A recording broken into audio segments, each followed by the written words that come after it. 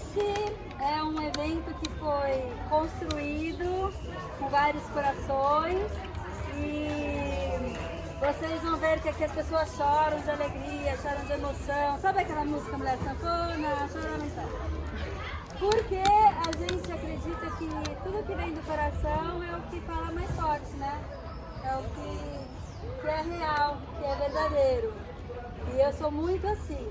Então eu vou apresentar a Joyce, do Rede Orienta. Obrigada, uma pessoal. das organizadoras.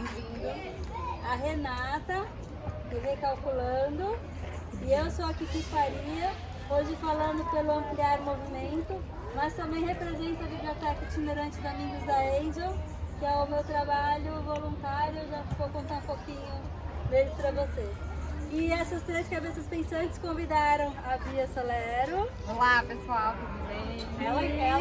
Ela que nos ficou a gente. Nos inspira, com os toques, as ideias, as informações. A gente está acompanhando a Bia, pra gente é isso, é o caminho. Obrigada, Bia, por estar aqui, por ter aceitado o nosso convite, entrado na nossa, muito legal. E a gente pensou nesse tema, ganhando autonomia brincando, porque é o nosso dia a dia, o nosso convívio. Todo mundo aqui está com criança o tempo todo mundo pensa em autonomia. E a gente espera que as crianças, sim, tenham autonomia, mas que também seja algo leve, gostoso, que elas consigam por elas mesmas com a nossa ajuda. Será que a gente precisa ajudar tanto? Por onde que a gente começa? Qual é o momento da gente entrar? Qual é o momento da gente dar um passo para trás e perceber, né? Só o que ela precisa ou não precisa. Será que a gente precisa estar tanto em cima delas? Será que a gente precisa dar tantos brinquedos eletrônicos, brinquedos prontos? Será até que ponto a gente está tão em cima, ou presente, ou oferecendo, a gente tolhe algo que já é inerente das crianças, que é a criatividade? E no desenvolvimento humano, lá atrás, quando a gente estava na barriga da nossa mãe, antes disso, no encontro das células, quando elas se juntaram e de duas virou uma, começou o movimento. E eu sou professora de educação física e acredito muito no poder do movimento e que ele atua realmente no desenvolvimento humano. E acredito que o movimento livre e consciente, pode parecer maluco, o movimento livre e consciente, porque sim, o movimento livre da pessoa fazer o que ela quer, mas de forma consciente. Por exemplo, eu estou vendo a Marina. Oi, mamãe. E eu quero dar um beijo na Marina. O meu querer me leva a ir até a Marina e dar um beijo na minha sobrinha linda que faz aniversário hoje. Linda, maravilhosa. Parabéns, ela tá aqui. Uma mocinha, né? E a gente percebendo isso, dentro de uma cidade tão grande como São Paulo, a gente hoje tem um lugar aqui maravilhoso, um oásis. Esse lugar é lindo. Uma natureza espetacular. E nem sempre a gente consegue levar as nossas crianças a lugares como esses. Por quê? A gente acaba confinando as crianças por medo, por causa da insegurança, porque os carros ocuparam todos os espaços, a gente não consegue mais brincar na rua com as nossas crianças, a não ser em condomínios fechados, então mais um pouquinho de confinamento.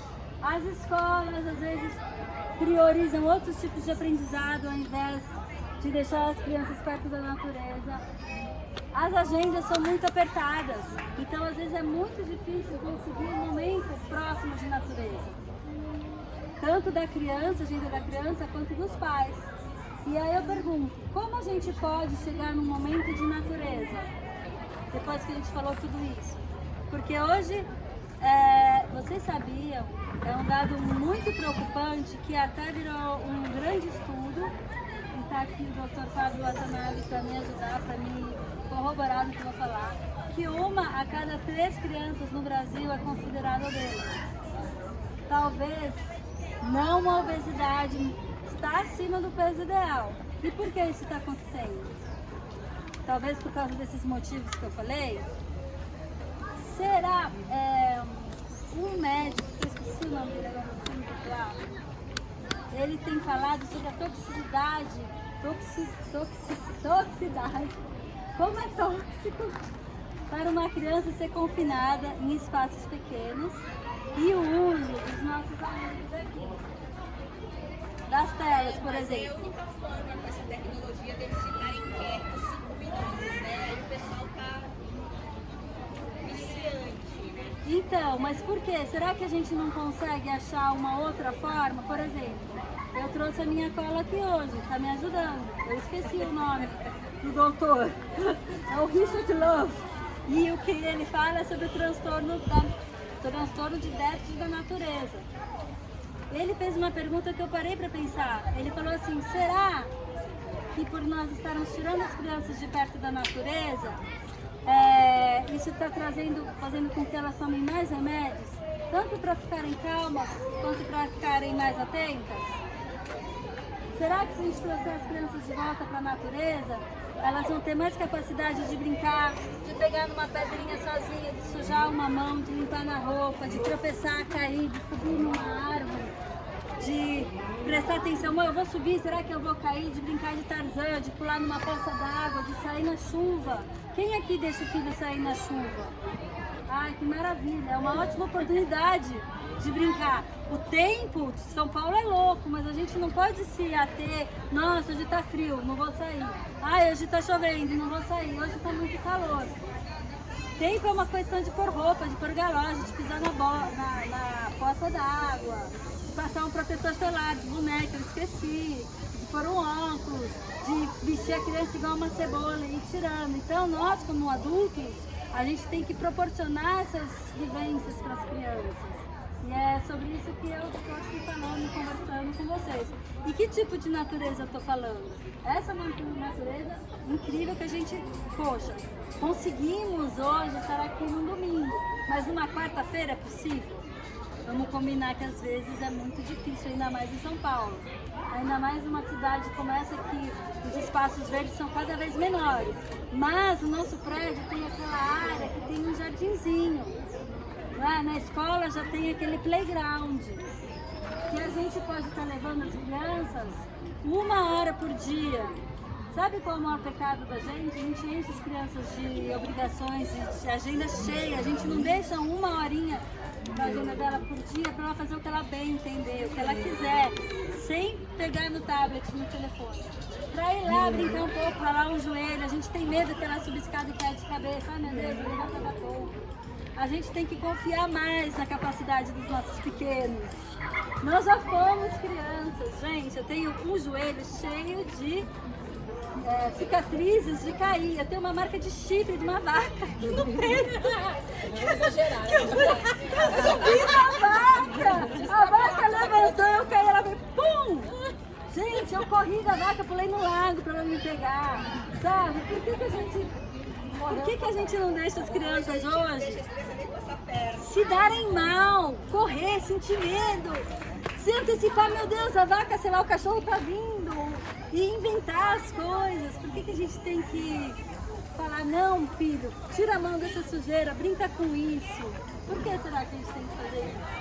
Então, hoje eu só vim aqui conversar pra gente pôr um pouquinho a mão na consciência e pensar, até que ponto eu que quero ser um pai tão bom, uma mãe tão querida, eu tô prejudicando a construção da autonomia do meu filho. Porque sabe, às vezes a galinha tá lá em cima do ovinho, chocando. Aí vira um pintinho, ela continua chocando. Aí vira um galinho, ela continua lá. Acaba prejudicando, né? E assim, não tô aqui puxando a orelha de ninguém, mas tá aqui conversando, né? Sabe umas coisas que eu fiquei mega feliz hoje? Uma coisa que assim eu choro, né? Eu não vou chorar, mas vejam só, aqui tá rolando muitas brincadeiras que eu queria estar lá brincando, incríveis. Quando eu era criança eu pirava no cabeção naquilo. E ali tá acontecendo uma biblioteca, livros onde as crianças pegam, chegam. Se vocês olharem, gente, tá distribuído. Tem criança que quer ler e tem criança que quer brincar. E de repente troca. Por quê? Porque a gente está aqui conversando e não estamos nem ligando para eles, estão fazendo o que eles querem. Então eles estão escolhendo o que querem fazer e assim, gente, vão se desenvolvendo, porque a vida, o nosso desenvolvimento é através de escolhas, erros e acertos. E as crianças são assim também. E falando desse confinamento, trazer as crianças para brincar, eu como professora de educação física, a gente fica pensando, poxa, tá bom, ok, as crianças estão obesas, estão ficando mais obesas, a gente tem que tirá-las do confinamento. E como eu vou fazer isso? Vou levar numa academia, que chatice, vai lá nadar, vai e volta, sei lá, também não vai ficar confinada? Mas vocês como pais, a gente, eu como tia de um monte, tá aqui um monte de sobrinho representado, mora tudo no meu coração, a gente tem que aproveitar as oportunidades de fazer atividade física, que é diferente de treinamento. Vocês sabem disso? Atividade física é diferente de exercício físico. Atividade física, estou fazendo uma atividade física aqui, estou andando para lá, para cá, uma atividade física. Exercício é quando eu vou fazer exercícios sistematizados, eu vou nadar 1 hora, o professor vai me passar a minha série, eu vou lá fazer a musculação, tudo direitinho. Então, atividade física é a gente descer um ponto de ônibus antes e andar até onde a gente vai. É deixar o carro em casa e ir andando para a escola, um pouquinho. É ao invés de pegar o elevador do shopping, subir a escada. São essas pequenas coisas. É vir num parque com um kit, por exemplo, de uma caixa de papelão para escorregar a grama, inventar coisas, um kit de piquenique, trazer uma corda, fazer uma amarelinha aqui, pronto. Criança é assim, pronto, aqui ó, tem uma amarelinha rabiscada no chão. E deixar elas brincarem, porque aqui no parque, quer ver? Essa folhinha já virou um barquinho, mas se eu colocar, ela já virou um avião. Então as crianças, elas inventam. A gente quer comprar o tablet do ano, a gente quer comprar o brinquedo mais brilhante, mais barato pra gente brincar. Vamos combinar? Se a gente acha bonito aquilo, é legal. Mas as crianças nem sempre precisam disso. O que elas precisam é a gente estar o tempo todo nelas aqui, ó, dando amor, dando carinho e também, às vezes, sabendo que está a hora de deixar elas ali fazendo a baguncinha delas. Então a gente cria oportunidades de movimento e ao criar oportunidades de movimento, a gente deixa que as crianças desenvolvam a brincadeira e a gente brinca junto. Você já experimentou deixar ela criar a sua brincadeira hoje? Vamos experimentar? Vamos experimentar? Vamos! Que maravilha! Então era isso que eu gostaria de falar para vocês hoje. Só deixar essa pulguinha atrás da orelha para a gente tentar. É difícil, é complicado, ninguém aqui falou que é fácil. Dá um trabalho. Mas, gente, é o dia a dia da construção e desenvolvimento de uma criança. E ela tem que se sentir livre para fazer tudo que ela puder para se desenvolver. E se a gente começar a encaixotar, que tipo de pais seremos? Né? É isso, muito obrigada e aproveitem muito. Tem muitos pais que às vezes acham que a tecnologia deixa a criança mais inteligente, que ela vai melhor na escola, que ela vai se dar bem na escola. Na verdade, a criança começa a levantar hipóteses brincando, que nem você falou, com a folha que vira o avião, que vira o barco, que vira não sei o que lá. E isso se transporta para a escola de uma forma muito mais eficaz do que aquela ali, que ela está super estimulada, e aí ficar parada numa sala de aula é uma loucura. Porque quando eu tô aqui com uma tela, tô eu e a tela. E muitas vezes é um desenho, não é um filme. Então você vê um humanoide, vou falar assim, um desenho de uma pessoa fazendo. Depois que eu deixei a tela, eu chego pro meu par e talvez eu não vou saber me relacionar. A gente poderia se estender aqui por muitas horas conversando sobre isso. Dá até uma tese de TCC, olha lá, dica pra gente, para os professores de educação física. Mas é isso, obrigada. Faz sentido? Sim. Fez sentido? Pôs a pulguinha? E quem que tem que puxar tudo isso? Vocês, então vamos ficar em pé. Ah, para com tudo que o professor de educação física, que negócio é todo mundo sentado, não gostei, não gostei, vamos. Vai ser muito simples. Eriquinha, você também, a Erika, ela dança pra... Já vou te chamar pra dar uma aula de dança. É, isso aí. É uma coisa super simples. Todo mundo, peso nos 2 pés, distribua. Distribuiu? Vou mostrar a posição ideal para todo mundo. Tá ali a Mariane, minha ex-aluna, que não me deixa mentir. Eu dei aula para ela em 2001. O filho dela tem 18 anos, tá na Flórida estudando. É esse que tá lá? Ah, muito boa nessa parte. Dobra o joelho, gira o ombro, a bolsinha, colocou lá atrás. Aí vem aqui, ó, relaxa. E puxa os ímpetos. Então, se você vê o boy magia ou alguém que você quer ficar numa postura bonita, inspira, relaxa. Que maravilha. É isso. Daqui a gente vai transferir o peso de um pé pro outro.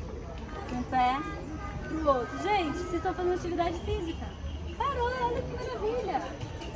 É isso. Abraça uma costela e abraça a outra. Parou. Inspira pelo nariz e sinta o ar enchendo seus pulmões. Pode soltar pelo nariz, pela boca, não tem problema.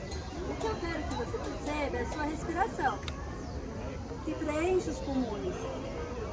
A gente usa 1/3 da nossa respiração no dia a dia. Olha que desperdício. Olha como a sua costela expande. Transfira para a barriga. Olha como o abdômen expande. Pode estufar. Essa é a hora da respiração.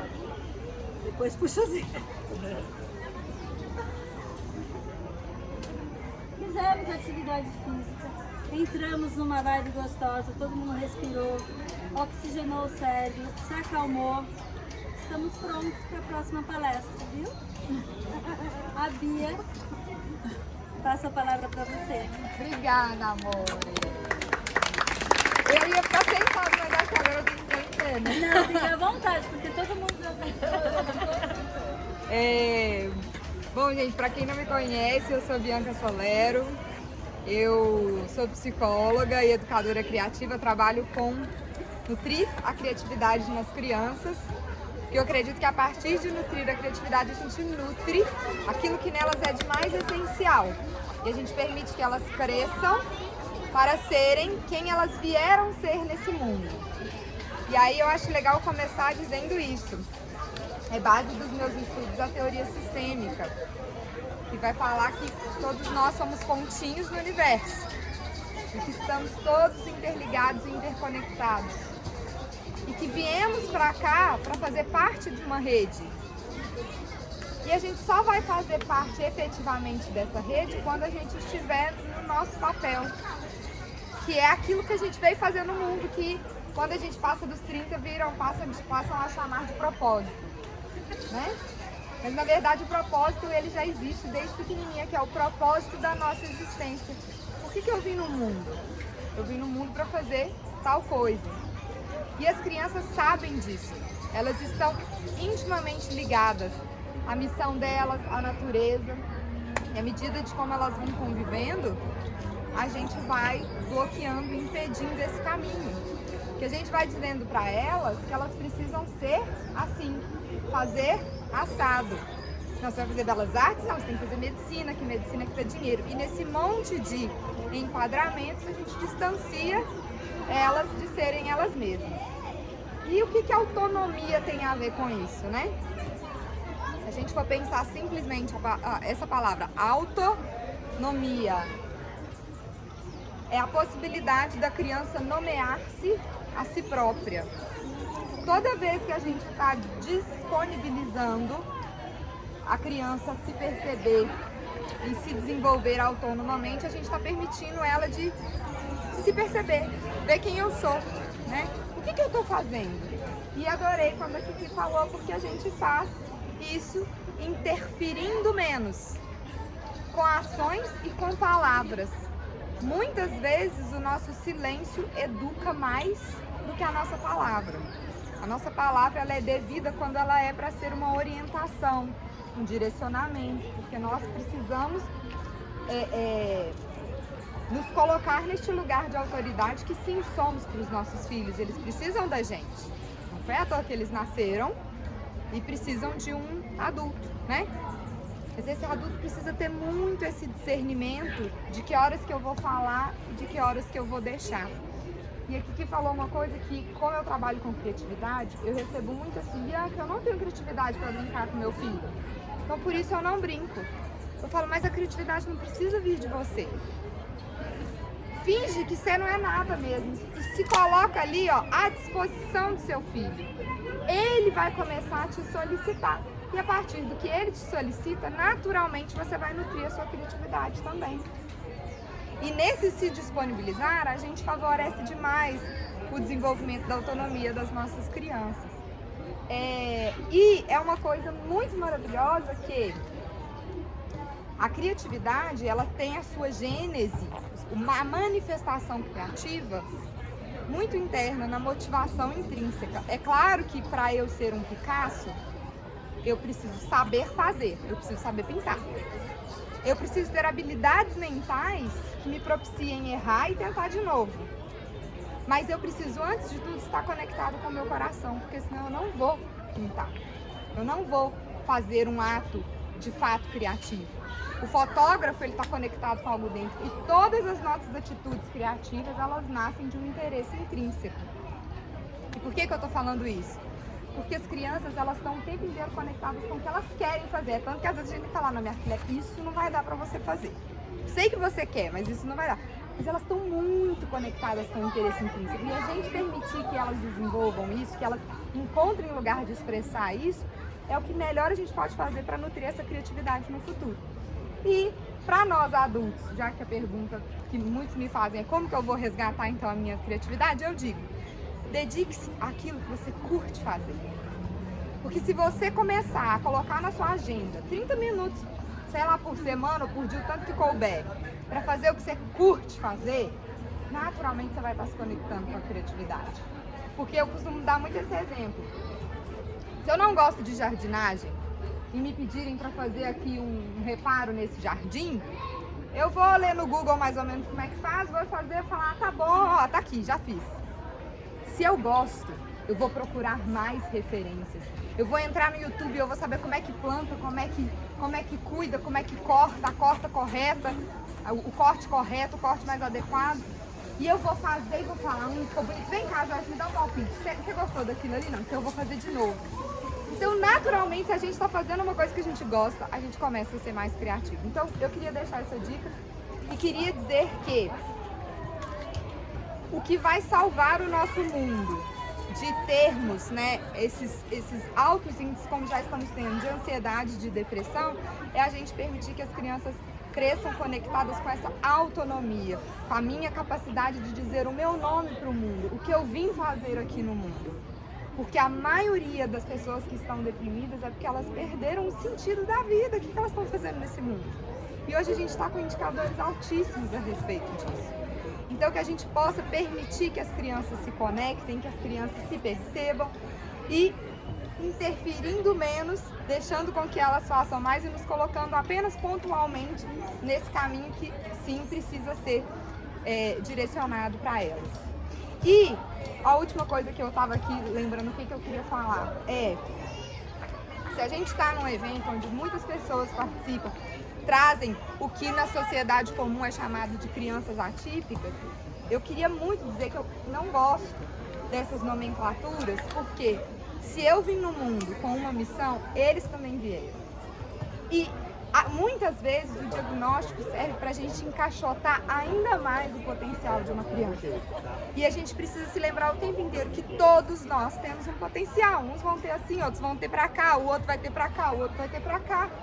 Mas permitir isso, independente de quem eu sou, do que eu tenho, é o que vai fazer com que eles cresçam, se desenvolvam, tragam o potencial dele para o mundo e sejam crianças mais felizes. E eu torço demais para que a gente viva um mundo com adultos mais felizes. E para isso a gente precisa começar na primeira infância, por isso que eu trabalho com isso. Ok? É isso. Não, mas você precisa contar do livro também. Ah! A Bianca tá lançando um livro. Sim, estou lançando um livro. O título do livro é Pare de Perguntar o que o seu filho vai ser. Uau! Justamente E pra aí que não a fala, gente- aí eu vou fazer um mote disso no meu bate-papo, exatamente disso. Ah, você não quer que eu fale? Não, pode falar no seu livro. Então tá.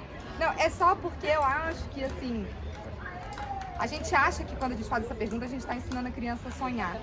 Mas a gente não tá. A gente está dizendo para ela que os melhores caminhos são esses e aqueles. E como psicóloga, eu já cansei de atender pessoas que com 30, 40 anos passaram naquele concurso dos sonhos. Sonharam e se dedicaram a vida inteira para aquilo. E quando elas alcançam aquilo, elas veem que aquilo não é delas.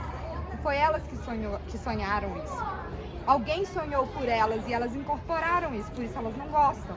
E aí você tem que voltar atrás de uma vida inteira dedicada a um sonho que não era seu, né? Então a gente precisa demais parar. E outra coisa, entre parênteses, se eu digo quem você vai ser, o que você vai ser, eu tô dizendo, você não é nada ainda. Você ainda precisa de muito para ser.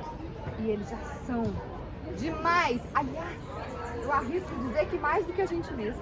Porque a gente já se perdeu tanto, que eu acho que eles são mais do que o que a gente é com 30, 40 anos. Então, é simplesmente um conjunto de reflexões para que a gente volte a nossa atenção para o presente, para o aqui, para o agora, para quem a gente já é, e deixe de pensar nesse monte de estigmas que tem. É isso. Tem uma fala tua maravilhosa que eu escutei essa semana no podcast. Gente, entra lá no podcast. Seja a sua melhor versão. E você fala, nós já somos a nossa melhor versão. Se a gente sempre colocar no futuro, né? Eu vou ser, eu nunca sou. Tem uma reflexão no meu livro, Vivi, que fala a tal da melhor versão, é o título. E o que eu falo é isso. De onde que veio isso que a gente tem que buscar a tal da melhor versão? Porque eu já sou aqui, ó, só o fato de eu estar conectada em me olhar e disposta, assim, a me melhorar, eu já sou a minha melhor versão. Porque essa melhor versão vai chegar quando? Que dia? Né? E se a gente projeta isso muito pro futuro, a gente só cresce em ansiedade e deixa de viver o presente. É isso. Nem preciso pensar agora, viu? Obrigada, Bianca. Na verdade, quem instigou a gente a fazer isso foi a Bianca. Eu e a Renata fomos tomar um café com ela, umas ideias. E aí ela falou, por que então vocês não fazem um evento para comemorar o Dia das Crianças? A gente, não, mas é agora e tal. Ficamos, primeira reação foi uma recusa. Aí depois a gente voltou para casa e falou, por que não? Ah, vamos fazer. Não, tá bom, ligamos. Não, então a gente vai fazer. E aí foi a Bianca que picou a gente, que plantou a semente. Primeiro eu preciso desculpa que eu vou usar o papel, porque senão eu me perco e começo a conversar e eu vou sair do que eu quero falar. Eu sou a Joyce, acho que a maioria aqui me conhece, mas alguns acho que ainda não saibam. Eu sou a fundadora da Rede Orienta. A gente é especialista em orientar e dar suporte às famílias que receberam algum diagnóstico, com foco na qualidade de vida. A gente retomar o protagonismo dessa família e olhar além do diagnóstico. E aí com isso, com esse tema da autonomia, eu fiquei pensando algumas coisas de como que a gente podia desenhar isso. E aí eu queria perguntar assim, quem aqui tem filhote em casa, cachorro, gato, e que tenha já talvez presenciado eles terem aninhado? Não sei quem já teve essa experiência.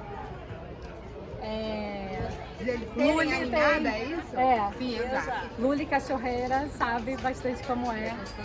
E aí, eu também tive essa experiência quando era criança, várias vezes. E aí eu queria que vocês pensassem como que funciona esse, vamos chamar de fluxo natural. Como que é a natureza? Então, vamos lá, o macho e a fêmea procriam os filhotes. Algumas espécies nascem um pouco mais, menos dependentes dos adultos, vamos chamar assim, e outras mais dependentes. Por exemplo, o cavalo já nasce de pé. Então, bem diferente da gente, né? A gente nasce com uma certa dependência. Mas eu queria que a gente pensasse como que é esse fluxo dos pais para os filhos. Então, o fluxo natural, se a gente for falar das ninhadas, se a gente for tentar não pensar na gente, pensar mais na natureza, né? O fluxo natural os pais dão e os filhos recebem. E somente isso.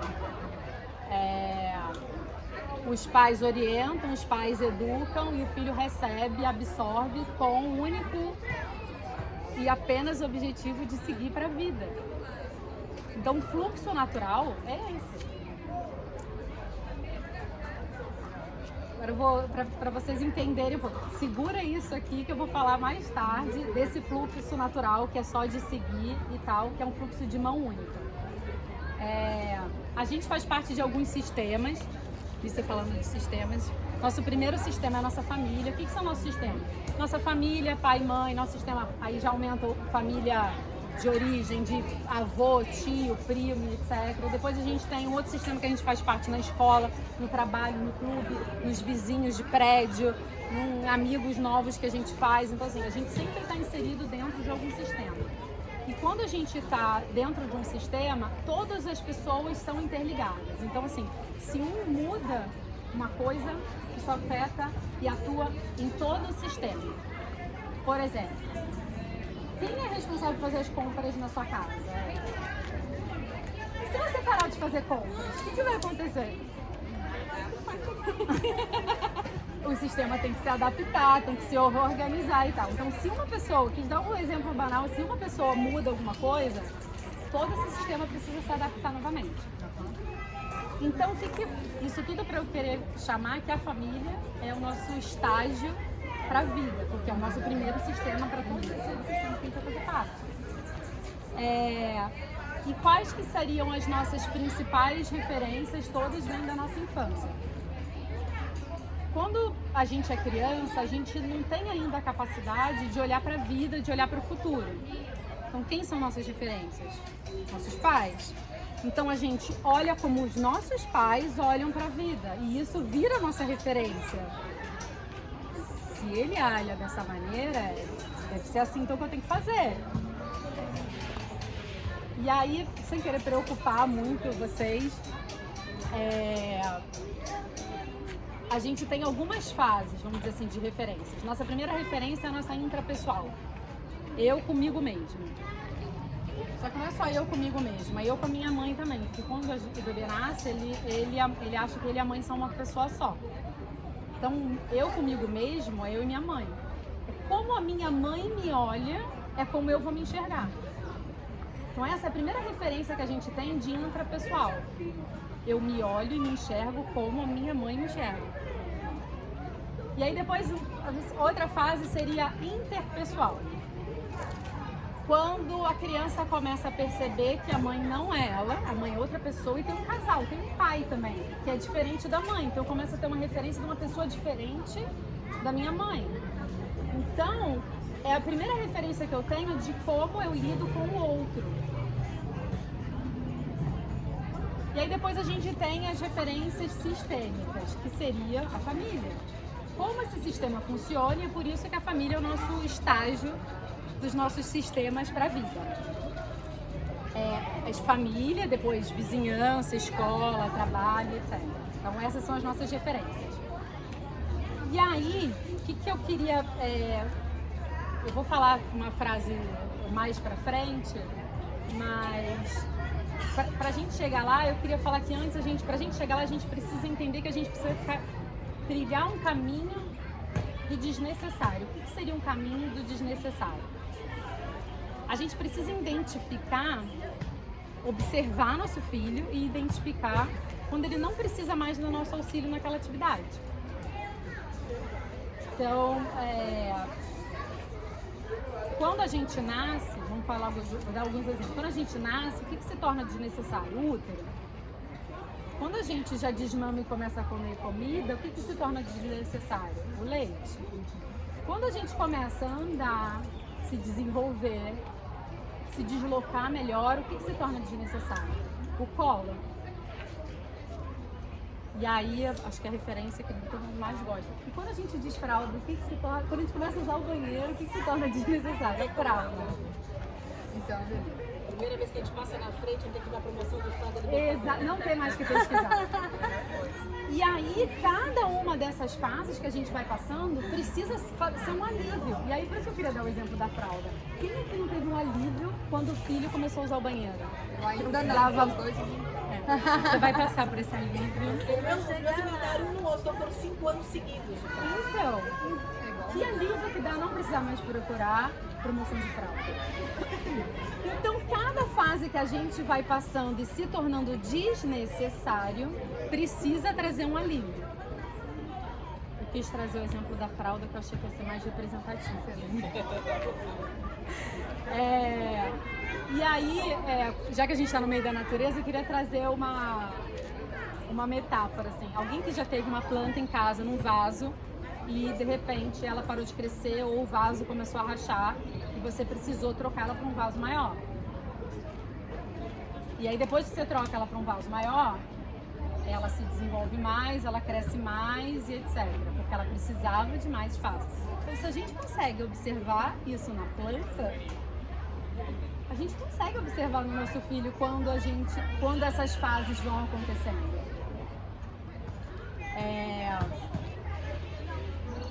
E aí vocês vão perguntar, tá bom, mas eu consigo ver que o filho da Bianca não precisa mais, sei lá, já tá andando, mas esse daqui, a gente precisa entender também que cada pessoa é única. E se cada pessoa é única e tem uma necessidade única, a gente também vai ter que ter um olhar único de observação. Porque não tem fórmula mágica. Olha, Bianca, vou te falar, desfraude, é assim. Cara, funcionou pra mim, não necessariamente vai funcionar pra ela.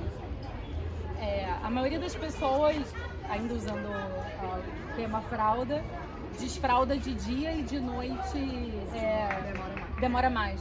Lá em casa foi à noite. Não sei dizer porquê. Simplesmente ele acordava e a fralda estava seca, então não vamos mais botar. Então, cada pessoa é única. Então a gente precisa respeitar e ter um olhar único também para essa pessoa e não querer comparar, ter referência, ter uma ideia, você precisa de dica e tal, comigo funciona assim, você testa, mas a gente precisa entender isso. E aí pensando nisso, colo? Acabei de falar que não precisa de colo, Gui. Você já não anda? Tá vendo? Tá aqui ele, ó. Serve? Pai. E aí, É isso. o que eu quero falar assim que a gente precisa observar da unidade de cada um? Que pode ser que vocês já tenham ouvido alguém falar assim, eu vou dar tudo que eu não tive pra ele. Não sei se vocês já ouviram, falaram, pensaram, mas eu vou dar tudo que eu não tive pra ele. Então, vamos parar pra pensar, essa necessidade é dele ou é sua? Você que não teve, não é ele. Então, a primeira coisa que a gente precisa saber é começar a separar o que é a minha necessidade da dele. Porque se cada um é único, a minha necessidade vai ser diferente da dele. E a realidade que a gente tinha é completamente diferente da realidade de agora. Então significa também que as nossas referências são completamente diferentes de agora. Eu queria que eu tivesse gostado de balé. Eu sou minha mãe pudesse Clássico. ter tido condições Clássico, de né? balé. A menina odiou o balé. Eu paguei 1 ano, a professora Ana, ela não gosta. Mais um pouquinho, por favor. Chorando e você Mais um querendo. pouquinho, por favor. E ela odiou o balé. Porque eu queria ter tido a oportunidade de ter feito. Tem A uma, gente quer se realizar nos filhos. tem uma história que uma vez eu ouvi de um professor que falava quando ele era criança, tinha briga na casa dele por conta de Yakult. E eu sempre me identifiquei, porque na minha também tinha. Eu não sei como era que... Na história dele, vinham 6 Yakults. No Rio de Janeiro vinham 5 na embalagem. Isso já dava briga, porque nós éramos 2 e vinha ímpar. Então, quem quer ficar com um a mais? E aí, quando ele teve filhos, ele foi no mercado e comprou um monte de Yakult. Tem Yakult! Aí eu, filho, horrível, pai. Filho, Yakult é sagrado, você tem que tomar. Você tá louco de não gostar de Yakult? E é exatamente isso. Isso era referência à realidade dele, não é desse. Hoje, 1 milhão de outras coisas pra tomar. Água, praia, eu fico uma semana lá, eu não entro nenhuma vez. A natação, ela tá ganhando medalha de 50 metros. Não é maravilhoso se observar? 2 anos na natação. Não é maravilhoso observar? E eu odeio água e ela adora água. E aí, o que a gente, quando a gente fala de autonomia, o que a gente tem que pensar? Que a maior demonstração de amor que a gente pode dar é, então, preparar eles para a vida. Não é para atender as nossas necessidades, é preparar eles para a vida. Lembra lá? Quando toda hora voltar, lembra lá no fluxo de mão única de amor? Que é só a gente que tem que dar, eles só tem que receber? Eles não têm que dar nada pra gente? Vamos chegar lá na frente. E aí, o que a gente tem que dar? Só o suficiente para ele se desenvolver, que é o que a Bianca falou. Se eu dou um pouco a mais, a Kiki também disse, se eu dou um pouco a mais, eu já estou tirando a oportunidade dele. Porque é isso. Ó, toma, filho. Você caiu, toma. Deixa ele pegar. Ai, mas ele demora. Deixa ele pegar. Ah, mas ele ainda não sabe andar. Quando o Gui entrou, o Pedro pode confirmar o que eu falo. Quando o Gui entrou na primeira escola que a gente no berçário, as crianças já engatinhavam mais, ele ainda não, o Guilherme tem síndrome de Down. E fofinho, todo mundo queria dar o quê? As coisas na mão dele. Ele fazia, queriam dar na mão dele. E eu falava pra elas, tinha câmera nessa escola, era mó bom. Mó bom não, o Pedro falava que eu era louca, que eu ficava na câmera olhando. Porque eu ficava olhando se estavam entregando as coisas pra ele. Não era se estavam maltratando ele, porque se eu achasse que maltratassem ele, eu não ia confiar na escola. E eu falava, não, aí eu acho que eu era ruim então. Eu era ruim então, porque eu falava, é desse que ele gosta? Vai botar lá do outro lado da sala. Porque se é esse que ele gosta, ele tem que ir atrás, ele tem que entender isso.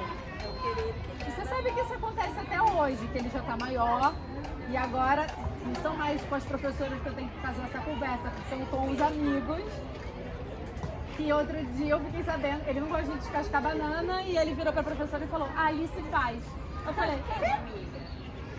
E a Alice, toda feliz, descasca a banana pra ele, e aí a mãe da Alice, minha amiga, e eu falei, então, deixa eu te contar uma coisa. Tá acontecendo isso. Aí ela riu e falou, eu achando que eu estava educando a minha filha para ajudar os amigos. Eu falei, você tá certa, você não contava de encontrar um picareta no caminho da Alice. É diferente. Ela descascadeira e ele dela tá beleza. Mas no caso não, né? Bota meu tênis, descasca a minha banana, então... então a gente tem que dar só esse suficiente. A gente precisa entender que quanto mais a gente dá, mais passivo fica. Então, se eu sempre dou, se eu sempre faço isso, a passividade deles é receber. E quanto mais a gente recebe, uma pessoa que mais recebe nunca é suficiente. Aquilo nunca vai ser suficiente. Eu sempre vou querer mais. Eu quero esse jogo, eu quero isso, eu quero aquilo, eu quero. E a gente precisa entender que quando a gente não dá e faz eles irem... incentiva eles a conquistarem, etc. Quando a gente conquista alguma coisa, a gente dá muito mais valor para aquilo. Então, eu só vou fazer enquanto você não sabe, com o objetivo de te ensinar. Se você já sabe fazer, alívio da fralda, dá um passo atrás, agora é contigo, você já sabe. Parece duro, talvez, o que eu esteja falando. Eu tô querendo sempre voltar no exemplo da fralda, que foi que vocês mais se ficaram felizes de quando não parou de usar. Mas, e é exatamente isso que a Bianca falou e da Kiki, de dar espaço, deles descobrirem, deles quebrarem a cara, deles criarem, deles não conseguirem, caírem, deles aprenderem a ter resiliência, deles tentarem de novo. E também, se não conseguiu, tudo bem. Outro dia a gente tenta de novo, mas tudo é um aprendizado. Então, fazer menos, falar menos. Meu marido já tá ali assim, comemorando, do tipo, você tá ouvindo, né?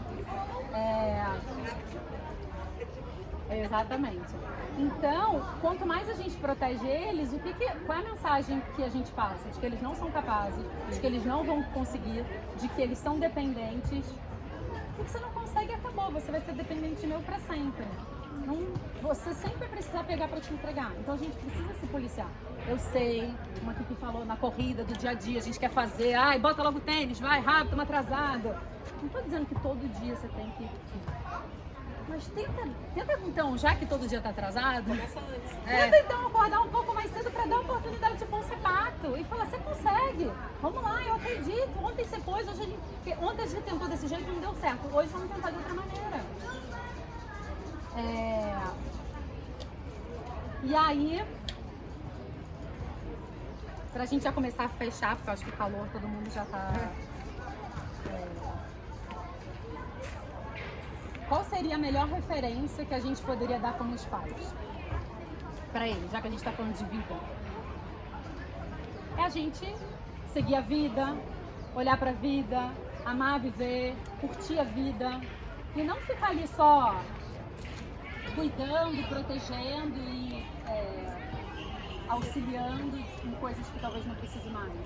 Se você mostra que você também tem a sua vida, tem aquele livro que ficou famoso na época que eu estava grávida, que era Crianças Francesas,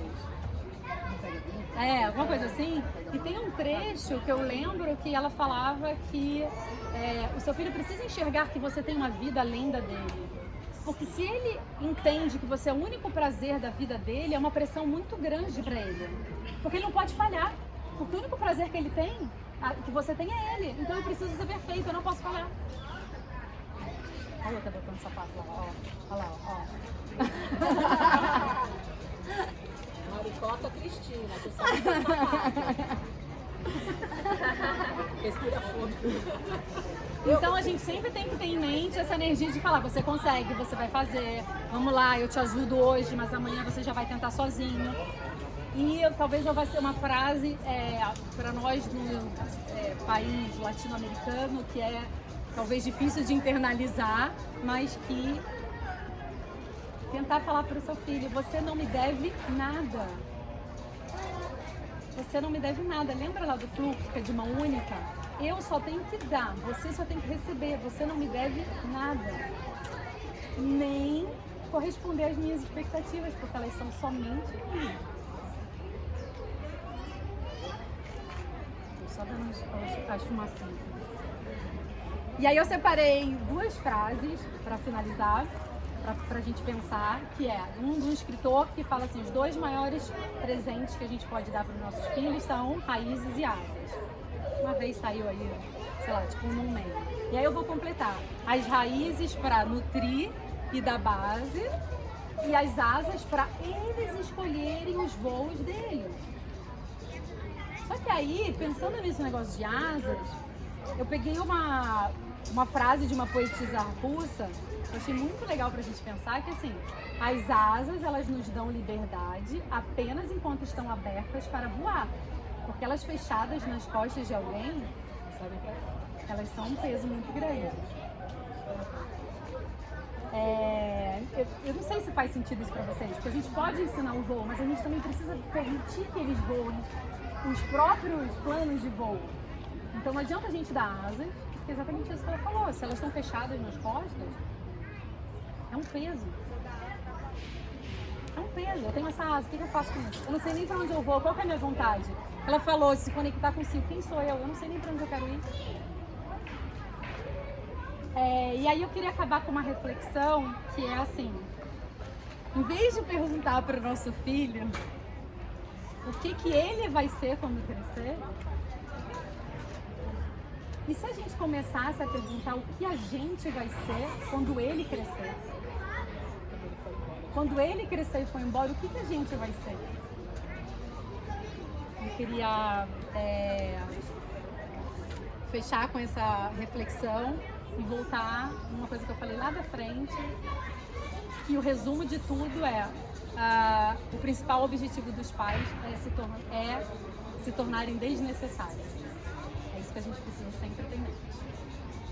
Obrigada. Não sei se alguém tem alguma dúvida. Claro.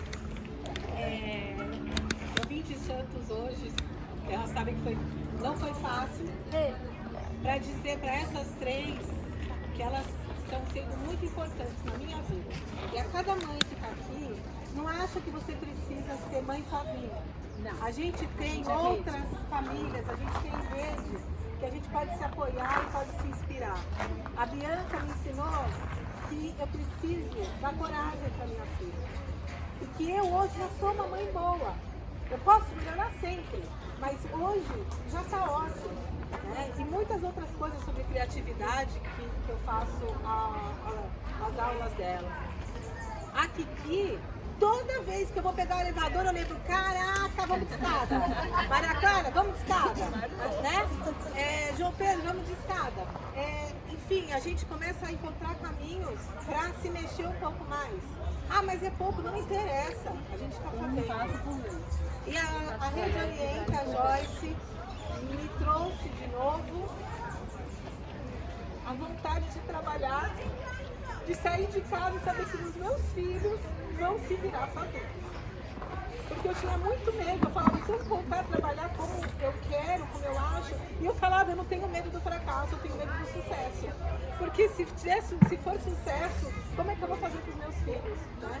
Então a gente fez aí um acompanhamento muito legal, e eu vim aqui só hoje para dizer para vocês três que vocês são maravilhosas e que todas nós podemos nos inspirar e sermos rede mesmo. Obrigada.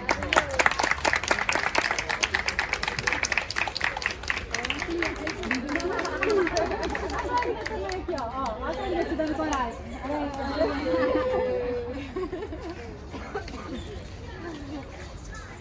A Rê não falou, mas eu queria dizer que a Rê, no recalculando dela, teve por trás disso tudo, e sem ela a gente não teria o pessoal da Ecoplay, não teríamos PUC, não teríamos parque, não teríamos nada disso.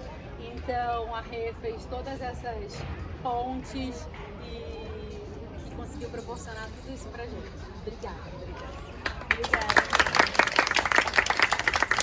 É isso aí. É muito interessante quando a gente pede ajuda. Quando a gente fala sozinho, eu não vou para lugar nenhum. Talvez eu possa ir até mais rápido, mas para onde que eu vou? E quando a gente encontra pessoas que estão conectadas, a gente consegue ir mais feliz, pelo menos. Tem uma frase que eu amo, o pessoal até ri de mim, mas eu falo: um passo por vez, e passos alegres valem por 3, por 4, por 5, por 6, por 7, por 8.